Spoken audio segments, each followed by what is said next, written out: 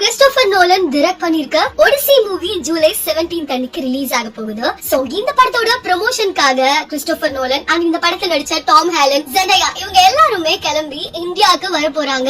இந்தியால மும்பைல இதுக்கான ப்ரமோஷன் ஈவென்ட் நடக்க போகுது. இந்தியா மட்டும் இல்லங்க, இதுக்கு அடுத்து பல நாடுகளுக்கு இவங்க டிராவல் பண்ண போறாங்க.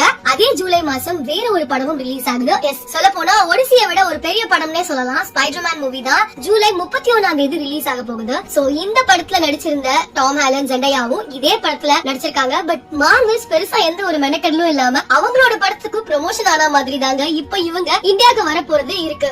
இதெல்லாம் ஒரு பக்கம் இருக்க, எதுக்காக பர்டிகுலரா இந்தியாவை சூஸ் பண்ணிருக்காங்க அப்படின்னு பாத்தீங்கன்னா, கிறிஸ்டோபர் நோலனோட ஓப்பன்ஹைமர் மூவிக்கு ஒரு நல்ல வரவேற்பு கிடைச்சது மட்டும் இல்லாம செம்மையான கலெக்ஷனும் இந்தியால கிடைச்சிருந்த காரணத்தினாலதான் ஃபர்ஸ்ட் ப்ரமோஷன் ஒர்க்க அவங்க இந்தியால மும்பைல ஸ்டார்ட் பண்ண போறாங்க. சோ யாரெல்லாம் ஒடிசி மூவிக்காக ஈகரா வெயிட்டிங்ல இருக்கீங்க அப்படின்னு மறக்காம கமெண்ட்ல சொல்லுங்க.